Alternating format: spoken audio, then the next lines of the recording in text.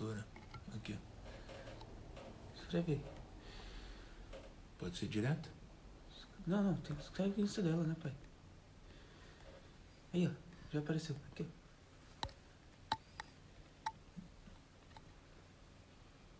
ó. Eu enviei com sucesso, enviei pra ela. Agora espera ela entrar e começar a live com ela, pai. Tá, obrigado. Bom dia, boa tarde a todos, tudo bem? Aí. Vamos.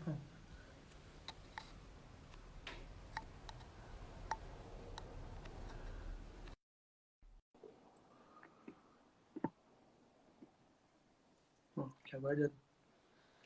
Olá a todos. Olá. Olá. Eu tô congelado.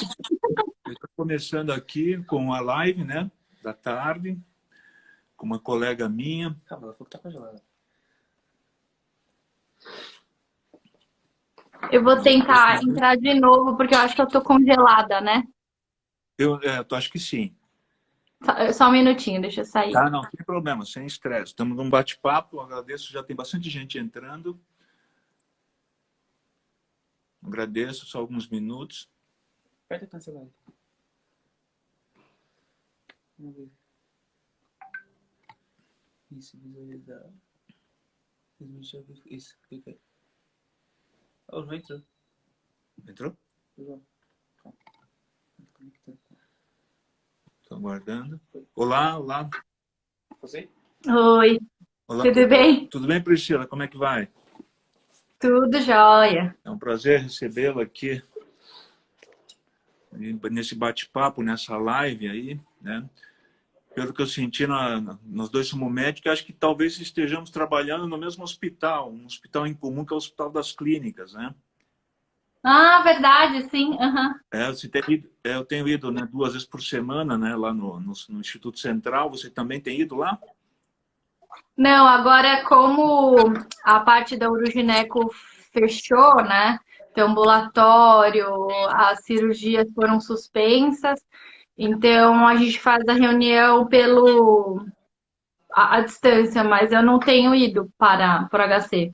Eu tenho ido lá, é uma luta, né, uma batalha, mas tempos melhores virão com certeza, né? Com certeza, né? E também eu tô amamentando, então isso também faz com que eu não tenha ido muito para lá. Fui dispensada de ir. Mas é bem difícil, né? Por conta. O meu marido vai, ele é do setor de transplantes, né? Então ele segue indo normalmente. Ah, que bom. Quando precisar de alguma coisa, fica no setor de hematologia, né, no primeiro andar. E ali é uma casa de aprendizado para todos nós, né? Não, com certeza. Né? Isso é muito importante.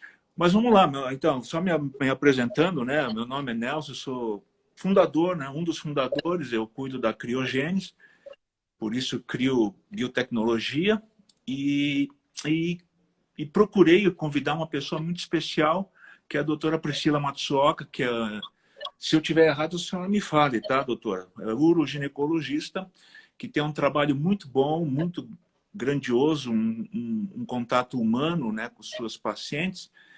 E convido ela mesmo para comentar a experiência que ela tem nessa área de uroginecologia, a formação dela, porque eu acho que melhor que isso, só ela mesmo para dizer para todos os seguidores que entrarem, e agradeço muito a presença de todos. Boa tarde a todos. Ernesto, muito obrigada pelo convite. Eu fiquei muito feliz por esse convite. E, na verdade, eu sou ginecologia e obstetra, né? Me especializei em uroginecologia, cirurgia laparoscópica, robótica, e trabalho muito com dor pélvica crônica, endometriose. E continuo fazendo partos, tudo. Então, nesse decorrer da minha caminhada, né, eu senti no consultório que faltava alguma coisa. Eu fiz tantas especializações na área médica, né, que eu me subespecializei enfim, numa área muito específica, né, então pelve, cirurgia laparoscópica, e eu sentia uma falta de algo, né, no consultório, para atender as pacientes no Hospital das Clínicas. E aí eu fiz uma pós-graduação de medicina integrativa no Einstein. e acabei sendo convidada para também dar aula lá. E foi quando eu achei extremamente interessante todo o curso, como ele foi construído, né? E isso me deu uma outra visão de como que eu poderia auxiliar as minhas pacientes, né? Então, envolve uma série de habilidades. Acabou que eu aprendi só, assim, passei pela faculdade, residência, mestrado, fiz um monte de coisa só, vi esse tipo de coisa só nessa pós-graduação, né? E são coisas simples, mas que para mim fizeram toda a diferença. Então, como que a gente consegue ouvir o paciente sensivelmente? Então, às vezes, quando eu atendo pacientes com dor pélvica crônica, a gente fica procurando doença, mas às vezes a mulher sofre violência doméstica. Entendi. E a dor dela decorre disso. Então, você precisa de às vezes, de um olhar muito atento para essas mulheres, né? E dentre outras coisas, como que a gente orienta para prevenção, então, atividade física, uma boa alimentação, coisas gerais, que seria a função de todo médico, a gente promover saúde, né? E acaba que a gente, às vezes, vê muito a pessoa como doente, né? Não como a prevenção e saúde, promoção disso. Então, foi nesse rumo que eu acabei tomando na vida e eu uso, enfim, tanto no SUS quanto no consultório e é totalmente aplicável. Eu tenho uma história muito legal de uma senhora que perdia urina lá no Hospital das Clínicas e aí ela precisava emagrecer porque ela estava obesa. E o que a gente tinha combinado era que em 6 meses ela mudaria a alimentação e começaria atividade física. E aí, se ela perdesse o peso, a gente conseguiria diminuir o risco cirúrgico dela para tentar fazer a cirurgia. Então, eu orientei ela a fazer atividades físicas com grupos, de preferência, caminhadas, né? E aí eu fiz um desenho, foi muito engraçado, que eu peguei uma folha de sulfite, desenhei um prato, dividi no meio, coloquei assim, ó, metade do seu prato é salada. Aí um terço é um carboidrato, expliquei o que era um carboidrato, uma proteína e leguminosas, né? Um terço de cada. E aí marquei a consulta dela em 6 meses, falei tudo bem, tudo. Enfim, em 6 meses ela emagreceu 21 quilos. Ela criou um grupo de amigas vizinhas para caminhar. E aí elas achavam assim, nossa, o que você está fazendo? Ela falou, eu estou fazendo a dieta da USP. E aí elas desenham as mesmas coisas para as amigas. Então a vizinha da frente tinha emagrecido 8 quilos, a do lado tinha 6. E elas montaram uma comunidade que, enfim, né, acabou construindo hábitos saudáveis. E aí, depois que ela emagreceu 21 quilos, óbvio que ela melhorou da incontinência. E ela não precisou da cirurgia. E aí, a gente encaminhou para fisioterapia só para fazer um suporte do assoalho pélvico. E eu achei isso tão legal, porque eu falei assim, olha só, evitei uma cirurgia, ela melhorou hábitos de vida, melhorou, tipo, a parte de diabetes, enfim, outras coisas. Economizou recursos públicos, né? Porque cirurgia custa muito caro. E ela virou uma referência de saúde no bairro, né? Então eu achei bem legal isso, né? Entendi. E na sua vida atual, como é que você está fazendo? Porque você tem uma integração com o seu cliente, com o seu paciente, de uma forma muito próxima e humana, né? Isso é fundamental na medicina. Conforme a gente vai crescendo na área médica, a gente vê cada vez mais o valor de avaliá-lo como um todo. E nessa fase que nós estamos passando, né, Priscila, como é que você tem feito dessa integração, dessa dificuldade, né? Porque as pessoas agora tendem a se separar, a não querer ficar junto, né? Qual que é a orientação que você faz? Por exemplo, né, no caso da criogênia, nós temos muito contato com gestante, né? Nessa fase que nós estamos pensando em se separar um do outro, com medo de sair de casa, com medo de ir ao consultório, perdoa-me essa pergunta para você, porque às vezes pode ser muito difícil, mas você que tem essa visão humana, você consegue fazer isso à distância ou você realmente tende a trazê-la para você, para um contato físico, sem essa mudança? Olha, eu acho que tem duas coisas que essa pandemia trouxe, né? Uma é que, em geral, a gente mudou o esquema total do consultório, né? Então, as gestantes costumam vir no meu consultório, porque tem ultrassom, uma série de coisas. E a gente faz um espaçamento muito grande entre uma paciente e outra, para quase não ter contato. E aí, nisso, né, por exemplo, teve a questão dos rodízios, né, enfim. Ontem eu fui pro consultório, abri a clínica domingo, porque era também a chance do marido ver a bebê, porque ele não ia até o ultrassom, né? Sim. Então, a gente faz um esquema bem diferenciado para elas sentirem segura de sair de casa. Mas tem a questão da telemedicina, né? E eu acabei que aderi a isso e foi muito interessante que as minhas primeiras consultas de telemedicina foram minhas pacientes que moram fora. Eu tenho muita paciente que mora no exterior, então Estados Unidos, China, Alemanha, Bélgica, e elas falam assim, pronto, doutora, liberaram, agora é nossa chance. E elas marcaram as consultas para a gente fazer por telemedicina. E aí, o que eu achei interessante é que eu sou uma pessoa que gesticula muito, né? E fala assim. Eu tentei, né, fazer de um jeito que elas sentissem como se a gente estivesse perto, né? E aí eu costumo perguntar como elas estão, como que essa pandemia está acontecendo, como que é o esquema de home office, porque as mulheres estão muito sobrecarregadas, porque além de trabalhar, a gente está perdendo todo o nosso círculo de ajuda, né, de suporte. Então, a maioria das pessoas não estão com babá, a maioria das pessoas não tem quem limpe a casa. Os avós não podem cuidar das crianças e as crianças não vão para a escola. Então, É uma situação. Eu estou com 2 filhos aqui comigo e daqui a pouco eles entram aqui, entendeu?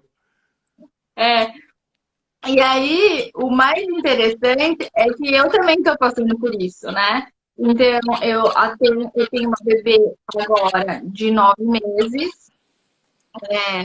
E também a babá dela que me ajudava pegou o coronavírus. Então acaba que eu tive que dividir entre eu e meu marido, os dois são médicos, para cuidar dela. Então, quando eu tenho consulta, o meu marido tá com ela, e meu marido tá com ela agora na live. Então, e eu contando essa história, nossa, tá difícil, né? Como que você tá fazendo para elas contam e aí acaba criando uma proximidade, né? Isso é interessante, e aí quando eventualmente você precisa fazer o exame físico, eu falo, olha, de fato, não dá pra gente atender assim, vamos marcar um horário especial para eu atender você, né, fazer o exame físico, tudo. E aí elas levam um susto, porque quando você vai pro consultório, você tá todo paramentado, né, tá de touca, máscara, óculos. Ela, ai, nossa, doutora. Assusta, né? Assusta. E assusta, né? Acho que a gente entra todo... armado contra alguma coisa, mas é o cuidado que a gente tem que ter, né? E aí eu tirei os enfeites do consultório, tirei tudo, então, tipo, deixei um porta-retrato, assim, os porta-retratos da minha filha só para dar um ar de alegria, assim, mas eu tirei as coisas porque tem que limpar toda hora que sai, a pessoa faz um terminal, né? Então, tirei tudo que era supérfluo para facilitar. E é isso, né? Então, tentar a gente fazer de alguma forma colocar-se no lugar do outro para criar essa proximidade, né? De qualquer forma, eu senti assim, é possível, então, pelo menos uma parte das dúvidas tirar por telemedicina, né? Sim, não, grande parte, né? Até ontem a gente não tinha esse costume, né? Eu trabalho com hematologia, hemoterapia, banco de sangue, terapia celular, doenças hematológicas, e eu diria que boa parte a gente consegue tirar dúvida por telemedicina. Sem dúvida alguma, chega um momento que você precisa ver pessoalmente para você ver o risco, tudo, né? Mas é interessante isso, é um aprendizado para a gente, né? E E é difícil, né, pra gente, né? Eu não sei, assim, pelo menos eu tive que mudar em um mês várias coisas que eu nem sabia como fazer, e, tipo, aprendi a fazer e acabou. Tem que aprender a fazer isso, né? a minha medicina foi aquela coisa de jamais usar alguma coisa à distância, era sempre um atendimento próximo, ao lado, né? Sim. Então, eu tive que aprender muito. Aliás, tive que aprender, não, estou aprendendo todo dia, né? Porque cada paciente é um Uhum. paciente, né? Essa medicina de integração, a senhora falou que fez um curso, é um curso demorado e, conforme a senhora falou, mudou muita coisa, né? Aquilo que nós Uhum. aprendemos na faculdade, nesse curso que você fez, se não me falha a memória, você falou no Einstein, né? E Isso. é um curso demorado? É um curso de pós-graduação de um ano, né? O meu ano eram 2 vezes na semana à noite. Então, eu ficava das 6 às 10h30, quase, 2 vezes por semana, um ano. É bem assim, e ver uma série de coisas diferentes, né? Então, a gente tinha aula, desde aula com a Monja Coen, deu aula pra gente, até porque a gente viu vários líderes espirituais, como cada paciente encara a morte, cada religião encara a morte. A gente teve aula de felicidade, teve aula de empreendedorismo, teve aula de escuta sensível, teve aula de atividade física, teve aula de acupuntura. E aí teve aula tipo, de neuroendócrino, imuno, tipo assim, sabe, de tudo para você, um pouco de tudo. E se você quisesse se aprofundar, você tinha a possibilidade de fazer o seu TCC e aprofundar, né? Eu acabei, olha que coisa, né? Eu sempre fui muito ligada à parte de pesquisa quant. Então, eu fiz uma pós-graduação em Oxford, em medicina baseada em evidência. Certo. E eu sempre gostei dessa coisa mais sistemática, né? Então, eu gosto de fazer revisão sistemática, eu gosto de fazer esse tipo de coisa. E aí, eu falei, bom, quando eu entrar lá, vai ser fácil. Eu vou fazer um TCC de revisão sistemática, pegar meditação com alguma coisa de câncer, de mama, né? Ver se tem diferença. E aí, tá bom. Vai ser o que eu sei fazer mesmo, sabe? E aí a pós-graduação foi me mudando muito e eu tenho. Meu avô nasceu em Hiroshima, né? E parte da família dele faleceu em Hiroshima por conta da bomba. E nesse intervalo eu fui para o Japão, conhecer o Japão e fui lá no memorial de Hiroshima. E eu fiquei muito impactada com aquilo, sabe? Eu nunca tinha noção de como a violência, né, a bomba, e como aquilo lá foi tão devastador. E, enfim, né, eu fiquei muito chocada. E nesse tempo, né, eu tive aula com uma professora chamada Lia Dinsky, que trabalha com cultura de paz. E eu nunca nem direito tinha ouvido falar sobre isso, né? E eu falei, interessante, né? Nunca ouvi falar disso. E aí, quando a chavinha fez uma mudança assim, na minha cabeça, como hospitalar é violento. Então, eu vejo na área obstétrica, né? Faço parto normal, gosto bastante de parto normal. Eu sou urogineco e eu tive parto normal, eu gosto de parto normal. E como as coisas podem ser extremamente violentas para uma mulher que vai ter o bebê. E aí eu falei, gente, né? Nunca tinha parado para pensar nesse tipo de coisa, né? E como que a gente nem percebe que várias coisas são violentas e a gente está acostumado, né? Pra gente que está trabalhando às vezes no hospital, às vezes ver num pronto-socorro, entrar e ver um monte de maca enfileirada no corredor, não assusta tanto. Mas para a pessoa que está lá, que às vezes aquilo lá é uma coisa absurda, né? Sim. E aí eu comecei a pensar nisso e conversar com os residentes do HC, né? Eu tinha na época um Journal Club, que a gente discutia artigos científicos, E eu comecei a falar assim, olha, vocês já pararam para ouvir, perceber que algumas pessoas, a forma com que a gente fala as coisas é muito chocante. Coisas básicas, do tipo, quando a gente pede para examinar paciente, a gente pode falar, a senhora pode se trocar lá? Ou eu já ouvi alguns ginecologistas falarem assim, ah, você tira a calcinha. Sim. Agora, eu até brinquei com um dos médicos homens, assim, se alguém falasse assim para você, tira a cueca, você não ia ficar chocado? Não, Sim. não é uma coisa normal, né? E aí eu comecei a discutir isso sobre racismo na saúde, de como as mulheres negras morrem mais no parto, as crianças negras morrem mais. Se você equiparar várias coisas, classe social, educação, ainda assim elas morrem mais. Então, por quê? E eu tenho várias pacientes negras no consultório e elas relatam que vários médicos às vezes nem examinaram ela, nem tocaram nela por serem negras. Então, você falou assim, poxa, tem alguma coisa muito errada, né? E aí, nisso, eu acabei indo e fazer meu TCC nessa questão de introdução de cultura de paz no ambiente hospitalar.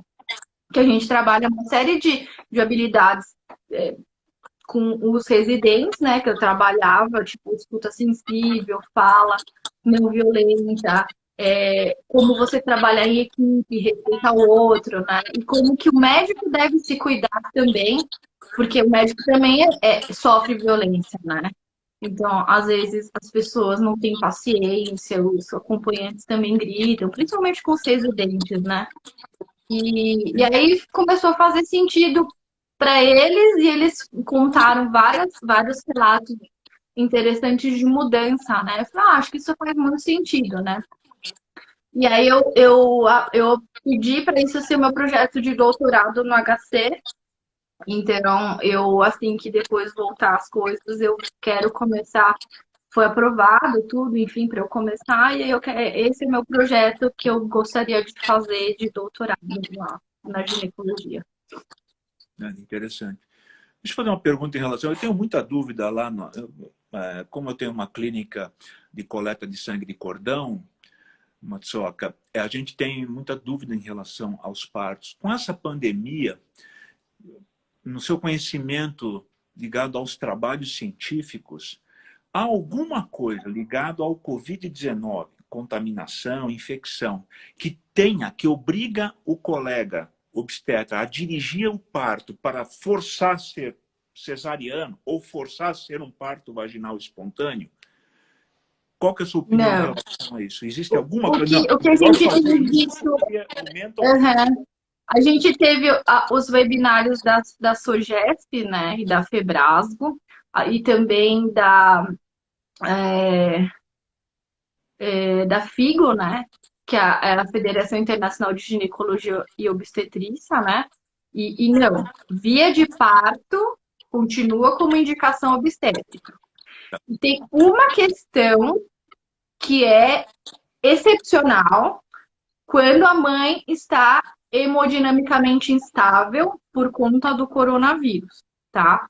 E aí ela tem que ser cesárea por uma questão que ela não tem como fazer força para um bebê nascer. Se ela tiver hemodinamicamente instável, o bebê pode falecer. E aí é uma circunstância pontual, né? Agora, não, a via de parto não muda. E tanto que as equipes estão reduzidas, né? Antes entrava fotógrafo, um monte de gente que agora, nessa pandemia, não é essencial. Porque é diferente de uma pessoa treinada, por exemplo, uma enfermeira que vai fazer uma coleta de sangue, né?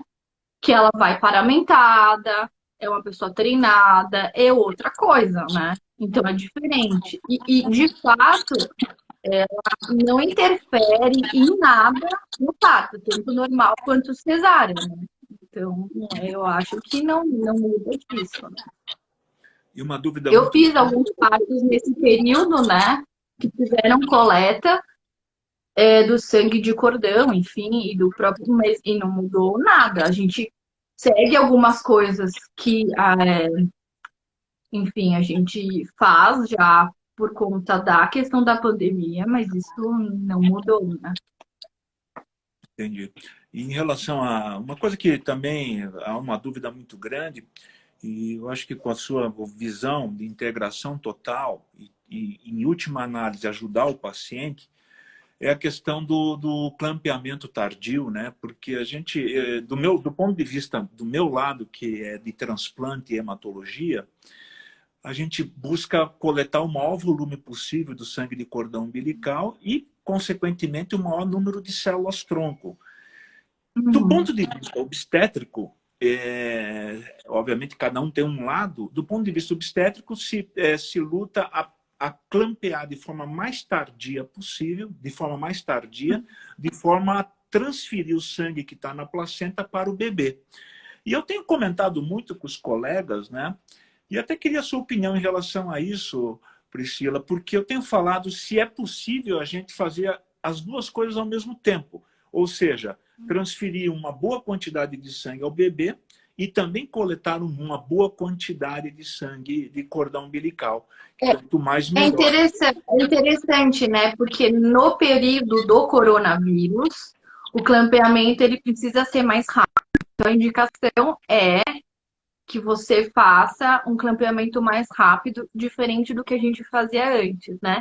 Então tem Perfeito, se é isso. discutido várias coisas. É claro que depende também se a mãe tem suspeita de coronavírus ou não, né? Mas tem sido um pouco mais ágil. Tá. De novo, ó, eu acho que isso tudo deve ser conversado com a mãe antes, tá? O Tá. que eu converso, eu pergunto para a mãe o que que ela pensa sobre isso, né? Porque a gente tem bastante tempo de conversar, explicar o que é, como que é o procedimento. O que eu acho que é interessante e o que costuma funcionar para as minhas pacientes é sempre assim. O parto é um momento muito sonhado, né? Ou parto, enfim, ou algum procedimento, e gera uma ansiedade grande. Quanto melhor você explicar como isso vai ser dentro do possível, né? Claro que o parto pode acontecer várias coisas, mas explicar o cenário, como que funciona, para que serve, o que que vai acontecer, quais são as possibilidades, o que que cada procedimento leva o risco para o bebê ou não, fica muito claro para elas o que que você vai fazer. E aí, se uma mãe deseja fazer a coleta, e ela faz um investimento para isso, né, pensando no futuro do neném dela, ela vai achar que sim, faz sentido você ser pesado, né? Ah, eu não quero deixar meu bebê com anemia, óbvio, mas eu também preciso de uma boa quantidade de coleta. Então, eu acho que isso é algo que é bem palpável, entende? A gente consegue fazer as Um equilíbrio. coisas conforme o equilíbrio.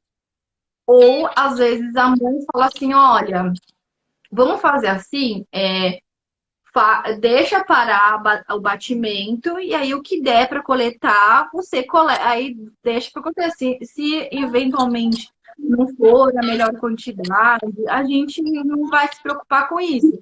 Então já teve casos assim. E eu respeito, né? E eu falo, olha, então vamos esperar parar de bater o cordão e aí eu converso com a enfermeira. Eu falei, olha, eu já acordei com a mãe. Se você quiser escrever isso no seu prontuário, fique muito à vontade, porque eu conversei com ela e ela falou, porque eu sei que precisa disso. E ela também, né, precisa fazer o trabalho dela, enfim, eu acabo explicando. Então, existem circunstâncias, mas no geral, tá, das minhas pacientes não são radicais. Elas entendem que se elas estão investindo, elas estão pensando no futuro do bebê dela, isso faz sentido, né? Mas, de novo, é tudo conversado, é só a gente explicar para o paciente isso, De né? forma anterior, né? Elas são mudas, né?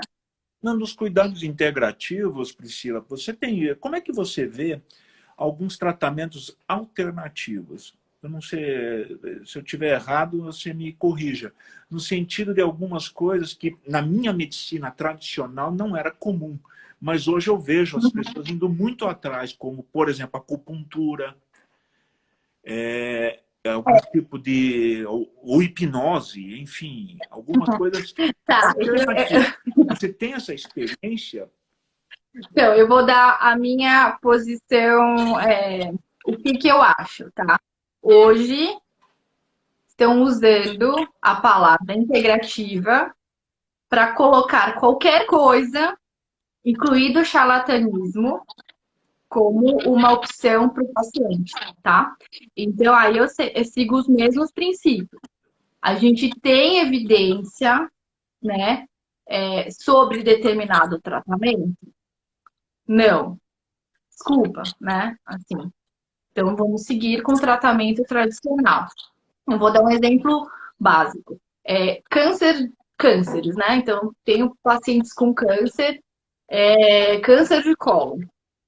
Tratamento oficial, cirúrgico, né?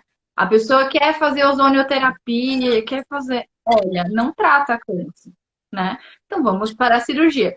Você precisa de outros tratamentos para te dar suporte. Por exemplo, terapias de toque manual. Não vejo interferência nenhuma no que eu faço, tá? E algumas coisas eu preciso pedir para o meu paciente me explicar como que funciona, para ver se tem interferência, né? Agora, outras coisas, acupuntura, que a gente já tem trabalhos bons para tratamento de dor. Nossa, osteopatia, massagem. Me ajuda muito em tratamentos de dor pélvica crônica, que às vezes a medicação, a fisioterapia não trata. A gente opera endometriose e ainda assim o paciente fica com uma memória de dor. E você precisa de outras coisas para fazer esse tratamento. E aí eu acho totalmente válido. O que não dá para fazer é, por exemplo, eu tô sendo, vou ser bem polêmica, né? E eu já falei isso nas aulas da pós-graduação de integrativa. Se você acha que você descobriu algo incrível, que vai mudar a vida de todo mundo com um custo baixo, publique um artigo. Faça igual todo mundo faz. Porque daí, sim, a comunidade científica vai acreditar no que você está falando. Agora, eu vi que meu paciente melhorou, tem o viés do que eu estou fazendo. Eu acredito naquilo, eu posso, né, induzir meu paciente. Então, nesse ponto, eu acho que a gente precisa tomar muito cuidado.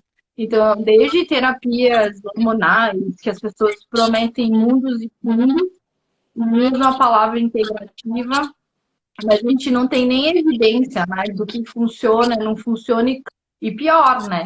Quais os efeitos colaterais a longo prazo. Você tem um pool de 100 pacientes, 200, você não consegue pegar efeitos graves, né? Então, eu tenho muito medo com isso. E aí você associa uma série de coisas com venda, enfim. Eu tenho muita reticência em relação a isso. Agora, ao contrário de outras coisas que são extremamente benéficas, né? Então, desde psicoterapia, e você encaminhar para profissionais, a acupuntura, para profissionais que sabem. Eu não faço acupuntura, eu indico para quem sabe fazer bem, né? E você teve Às vezes o paciente quer. Eu não sei se você chegou a ter um Sim. bom número com acupuntura. Sim, sim. Nossa, várias pacientes, assim, eu trato muito paciente com dor pélvica crônica e cistite intersticial, que é super difícil de tratar. Então, você tem que ter uma equipe multiprofissional. E eu tenho pacientes com perfis distintos, né? Tem paciente que não gosta de tomar remédio. E ela quer melhorar e ver em outras formas de tratamento de dor que ela vai se sentir melhor, né? Então, eu tento falar, olha, a gente pode seguir num caminho conjunto. Em geral, eu gosto de ter contato com o profissional para a gente ter uma conversa, né? E ver qual que é o melhor caminho a ser traçado para aquela paciente. E é isso. Porque, às vezes, o que funciona assim, Então, por exemplo, acupuntura é uma coisa que funciona muito para dor. Mas se a pessoa tem medo de agulha, não adianta, né? Sem dúvida. Então, acaba que fica difícil. Eu tenho outras pacientes, por exemplo, eu tenho pacientes que estão no espectro autista. Elas não gostam de toque. Eu não posso indicar uma terapia manual para elas, entendeu? Entendi. Então aí varia, mas é muito interessante isso. Eu tive uma paciente que ela ficou tetraplégica pós-cirurgia que ela fez uma artrodese cervical. E, enfim, ela teve alguns problemas, né, ginecológicos e eu acompanhei ela por um bom tempo, né? E eu via que ela, depois da tetraplegia, ela conseguiu ter movimento, voltou movimentos de braços, né? E Sim. ela ficou muito triste, né, por conta de tudo isso, mas eu vi um progresso grande, que eu havia mais ou menos a cada 3, 6 meses. Então, para ela escrever, eu já notava a diferença da letra, né? E aí um dia ela falou, eu não vejo melhora, eu em si, né? Falei, olha, eu vejo. Então, desde a forma que você escreve, até como você tá indo, né? E aí eu sugeri um negócio que é tipo uma arte terapia, que ela escrevia um diário e ela ia escrevendo o que ela estava sentindo, né? Encaminhei para o professor que faz isso. E ela notou a diferença da escrita dela, que estava realmente melhorando. E ela ficou muito empolgada com isso, porque ela viu que ela estava melhorando, né? Sim. Agora, se eu não tivesse conhecimento disso, eu acho que eu nunca ia nem conseguir sugerir isso para ela, né? É claro que ela fez com uma profissional que trabalha com isso, mas o fato do médico saber que existe isso, ele pode fazer parte do arsenal que ele indica, né? Então, eu acho isso interessante. E muitos pais têm, você tem muito contato com as mães, tudo, é a questão da célula-tronco, né? Porque eu trabalho há muito tempo com célula-tronco, você falou numa paciente com paraplegia, né? Eu fiz alguns trabalhos com isso lá no Hospital das Clínicas, junto ao professor Tarcísio, né? Que é o professor titular de ortopedia. E até foi um aprendizado para mim, porque a gente fez um trabalho em 39 pacientes, a gente coletou a própria célula-tronco desses pacientes e nós infundimos no local da lesão da medula espinhal. Uhum. E talvez seja um marco para mim, até contando com essa paciente que você comentou, ele fez me lembrar disso, porque foi um marco para mim na questão da criogênese, né? Que ali eu vi que havia uma mudança de comportamento na passagem elétrica, né? Porque a medula espinhal nada mais é que um fio elétrico, vamos dizer assim. Sim. E houve um rompimento por uma lesão mecânica ali. Houve um rompimento, então não Uhum. passa a parte elétrica. E aí a gente colocou e fizemos uma análise até 1 ano. E uma coisa que chamou a atenção foi essa melhora da passagem elétrica. Isso foi um marco para mim, porque quando a gente trabalha com célula-tronco, e aí vai ao encontro do que você falou, existe muito charlatanismo, né? Tem gente que promete tudo, né? Que célula-tronco vai curar o mundo. Mas nesse trabalho feito na USP com gente muito séria, a gente viu que alguma coisa aconteceu naquele sítio onde foi posto a célula-tronco. E para mim foi uma mensagem muito forte, né? E obviamente isso explica o porquê, Priscila, nobre colega, o porquê que eu invisto nisso, eu continuo investindo nessa ideia da célula-tronco, né? E tentando separar, isso que é muito difícil para o papel, é separar a célula-tronco do que é real e do que é charlatanismo. Porque o mundo charlatão, infelizmente, é muito grande. Eles são muito poderosos, né? E com isso eu vejo muitos resultados interessantes, e é claro, indo em direção àquilo tudo que você falou, principalmente no começo, tem que ter evidência. Trabalhos que têm evidências cada vez mais concretas. Eu defendo também isso é muito importante. E aí eu vejo resultados cada vez melhores, e é claro, tem que ter mais número de pacientes. E um tecido que tem me mostrado resultados muito interessantes, eu não sei se você tem ouvido os clientes comentando isso, é o tecido do cordão, né? Porque o tecido do cordão, quando eu nasci, minha mãe colocou numa gaze e mumificou, né? Ficou uma lembrança. Né? Assim. Eu não sei nem se os pais estão fazendo isso ultimamente. Mas uma coisa que eu tenho feito é coletar esse tecido do cordão, aquela geleia, né, que a gente chama geleia de Wharton, que abraça os vasos, a gente faz a digestão, né, dilui aquilo lá e separa em células. E é interessante o quanto essas células produzem mediadores, né, químicos, e realmente podem trazer alguma melhoria. Eu não sei se você tem enfrentado isso aí com os pais, esse nível de informação, e também do sangue de cordão umbilical, né, que é aquilo lá, né, prós, sim, né?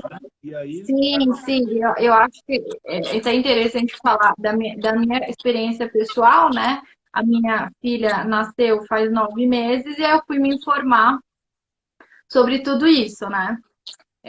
E eu estudei sobre o assunto, e o que eu acho, assim, que é importante, e o que eu explico para minhas pacientes, assim, claro, com níveis de detalhamento distinto, eu tenho muitas pacientes médicas, né? Mas as que eu falo assim, olha, é um investimento, porque a gente não, a ciência, ela evolui muito rápido, né? E acaba sendo uma tomara que a gente nunca precisa usar para o nosso filho, que não é uma coisa que a gente queira, né? Falando como mãe.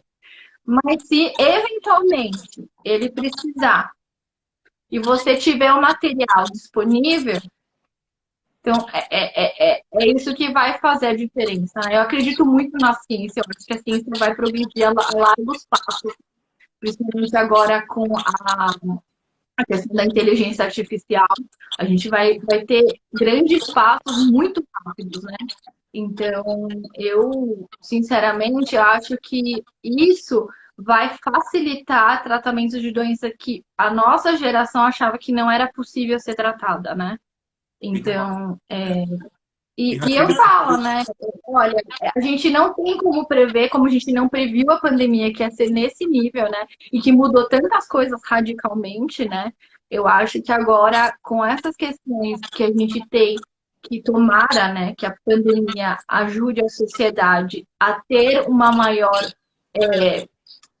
Que o mundo entenda que a gente vai só ser melhor juntos, né? Então, mais integração da ciência entre os países, compartilhamento de dados, né? É claro que isso é uma utopia, mas eu acho que essa colaboração ela tende a ser maior, essa integração, associada com várias coisas de inteligência artificial que estão desenvolvendo. Eu acredito que a gente vai chegar a resultados mais rápidos do que a gente imagina, né? E aí, pensando nisso, eu falo assim, olha, não sei, né? Mas se às vezes a minha filha precisar disso num futuro, sei lá, curto, que eu acredito que 10 e 20 anos isso vai se tornar alguma coisa bem palpável, né? Daí a gente já tem isso disponível. A questão é que se você não tem como voltar, né? Se você agora eu quero fazer isso. Né? Agora não tenho mais, porque não tenho material que forneceria isso. Não, é interessante. É bom ouvir, né, um profissional aí que trabalha diretamente em relação à coleta, né, vive aquele momento também, fez a opção de coletar, porque é uma opinião muito importante e com formação médica, uma formação científica, isso me deixa me deixa mais forte para poder continuar nessa batalha, né? E eu confio muito na célula-tronco por causa do tratamento personalizado, que eu acho que o mundo vai começar a trilhar isso de uma forma muito rápida. E a pandemia, eu acho que só vem a acelerar isso aí, né? Em relação pegando a sua vivência na área de obstetrícia, que é uma realidade que eu vivo mais em relação à minha clínica, as internações, doutora Priscila, a tendência do tempo de internação é encurtar ou isso não mudou no pós-parto? Da pandemia? Nessa fase de agora. Pandemia. Antes da pandemia. Estão tentando dar altas mais precoces, sim. Então, em alguns casos, tem que aguardar 72 horas do bebê, mas os neonatologistas, a depender se o bebê está bem, se não teve nenhuma intercorrência, às vezes você consegue diminuir 12 horas da internação, né? Então, Então, isso tem encurtado um pouco. então tem encurtado isso aí. Assim, vocês procuram encurtar isso aí. Eu acho que sim, né? Porque tendo a possibilidade dos pais voltarem para casa com o bebê antes, é melhor. Entendi. Sim. Em relação, uma coisa que tem,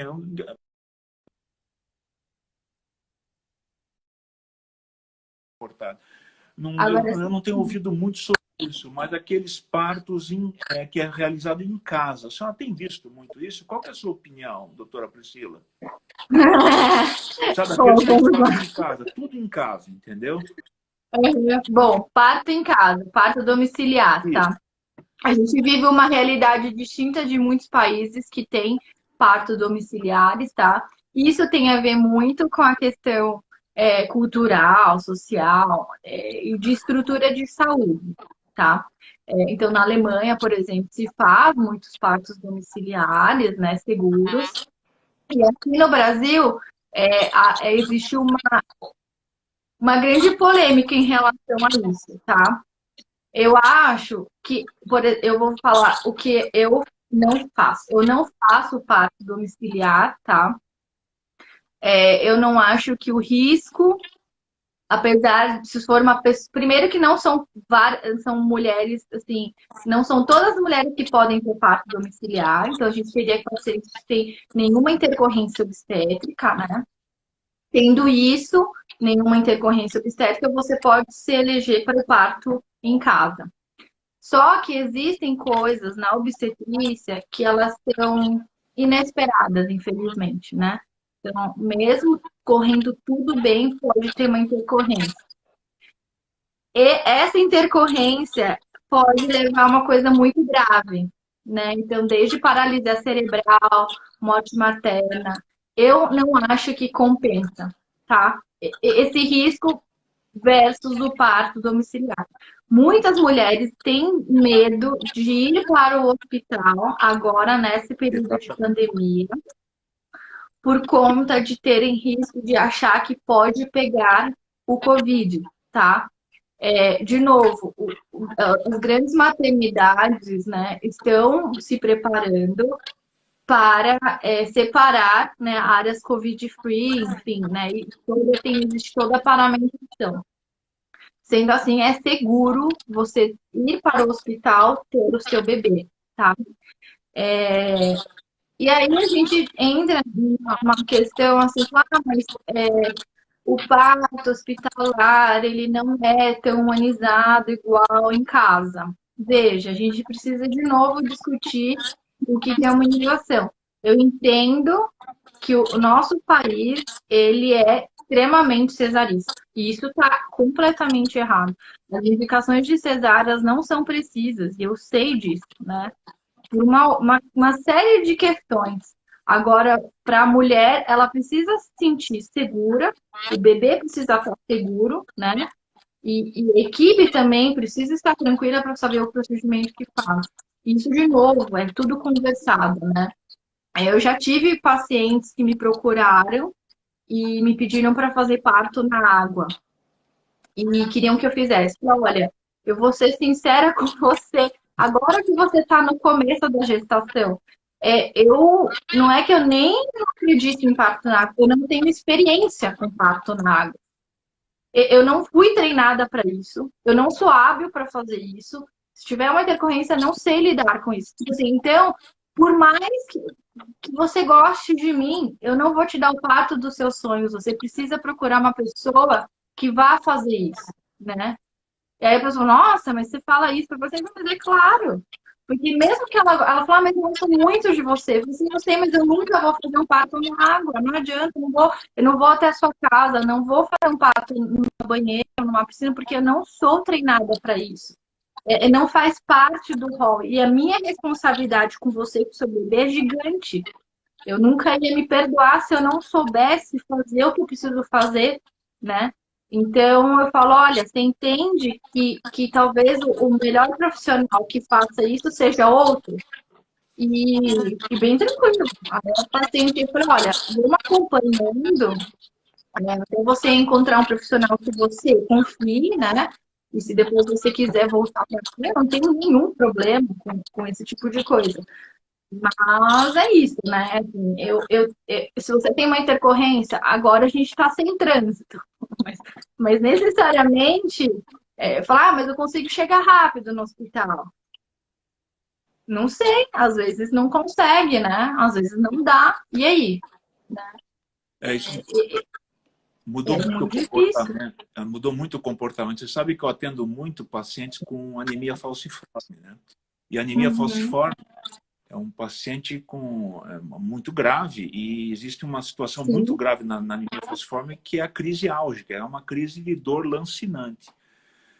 O sim. medo deles irem ao hospital nessa pandemia é tão grande que houve uma redução significativa do atendimento numérico desses pacientes com crise álgica. Ou seja, de uma forma ou de outra, eles estão tratando essa crise álgica em casa.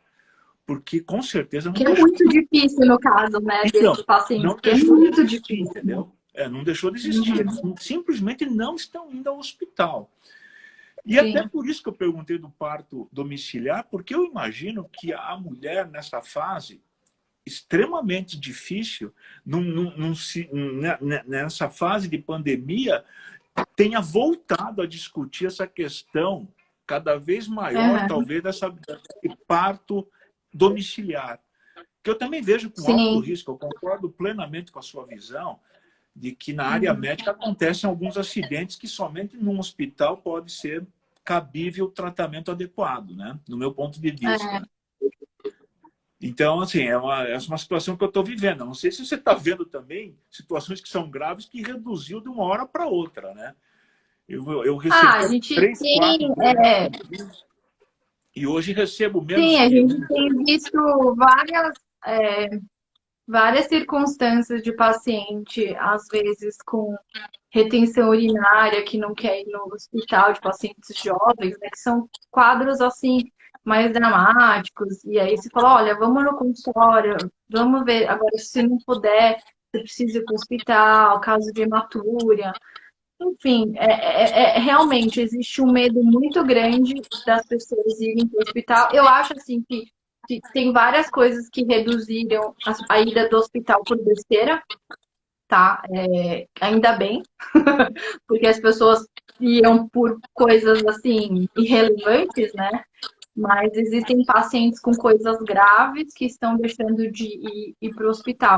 E eu vejo também que é muito difícil para uma população que não tem acesso a um médico que possa responder prontamente, né?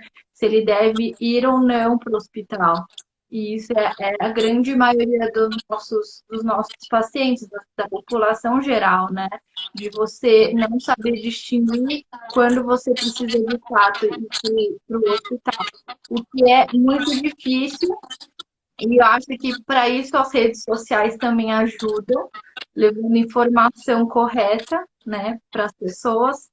E eu vejo desse lado que a gente consiga contribuir levando informação correta para as pessoas saberem o que fazer em algumas circunstâncias, né? Imagino que sim. E assim, e nessa fase, que eu realmente vou fazer uma pergunta geral, o recado que você quer dar, né, Priscila? Primeiro, agradecer imensamente, né, sua atenção, pelo seu conhecimento, sua humanidade com os pacientes. Nesse momento eu quero trazer tranquilidade às que estão aguardando para ter o parto, a mães que estão com medo de ir ao hospital, mães que estão Uhum. sequer querendo falar com o médico para poder, não indo aos pré-natais, fugindo das pessoas. E no dia a dia, o que você fala para essas mães? Porque eu quero trazer tranquilidade para elas, sabe? De que elas podem ter um Olha, parto seguro, uhum, um, um parto sem risco, não pegar Covid, vamos dizer assim, ou reduzir ao máximo essa chance, né? Então, acho que a tua visão me ajudaria muito a trazer essa tranquilidade às pessoas que confiaram em mim também na minha clínica, né? Eu acho que o distanciamento físico, né, ele não necessariamente se traduz em distanciamento entre as pessoas. É um momento muito difícil. As pessoas estão perdendo muito da rede de apoio. E a puérpera, né, que é a mulher que pós-parto, precisa de muita ajuda. Muito. Não só em termos de ajuda assim, para pegar coisa, cozinhar coisas ou fazer isso, mas saber que ela não está sozinha. Então, algumas coisas que eu tenho sugerido que ajudam uma fazer parte de um grupo de mães pequeno, não grande, porque os grandes dão muito bafafá. Fazer parte de um grupo de mães que estejam mais ou menos próximo da sua idade gestacional, que você possa compartilhar as coisas do lado B da maternidade, né? Porque não é tudo fácil, é muito difícil, né? Ter uma boa proximidade com o seu obstetra, para você poder falar, olha, não estou aguentando, isso aqui é muito difícil, né? O que você pode me ajudar?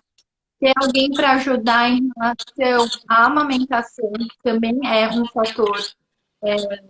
Existem várias profissionais ótimas que trabalham com amamentação. Orientar muito o parceiro ou a parceira sobre o momento que a mulher está passando. Porque às vezes assim, eu não reconheço mais essa mulher, né? E isso é muito comum. Então, é legal que durante o pré-natal eu consigo abordar várias coisas sobre o que é o pós-parto, né? Com o parceiro ou a parceira. E isso é legal, porque ele diz, nossa, é verdade, eu nunca ia me atentar a esse tipo de coisa, sabe? E essa pessoa que está mais próxima de você faz todo sentido, né? De ela entender o que você está passando. E outras coisas de planejamento, se você puder deixar algumas comidas congeladas para quando você tiver um bebê nascer, ficar mais fácil de descongelar. Essas coisas, né? Eu acho que isso parece meio muito pequeno, mas na hora que tá o caos ajuda muito, né? E conversar com as pessoas, né? Então, ter um meio tempo de falar com a sua própria mãe, que a mãe, a avó é muito importante nesse momento, né? E se ela não puder estar perto, de manter esse contato, mesmo que seja à distância, né? Eu acho isso muito bom. E as coisas vão passar, né? A mulher, a mulher já fica mais reclusa nesse período pós-parto, né? A questão é que, de fato, a gente precisa se atentar a algumas coisas, tipo depressão pós-parto. E aí o profissional de saúde e a pessoa que acompanha precisa estar muito atento, né?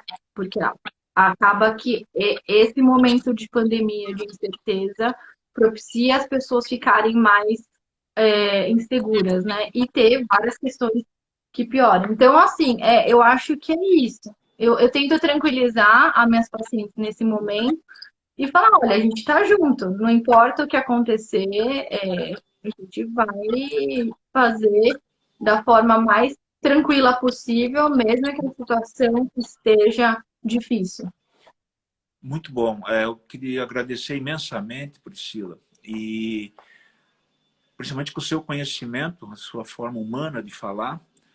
Eu tenho certeza que os seguidores, os seus, os meus, os nossos, eles vão, acho que traz uma tranquilidade imensa. Eu queria dizer para todos que nos escutaram ou vão nos escutar, que seguindo a sua filosofia, eu também não quero abandonar os pacientes, principalmente nessa fase de pandemia. Não se sintam abandonados. Eu sempre falo isso para os meus pacientes, sobretudo aqueles que provavelmente mais precisam, que são aqueles mais humildes, né?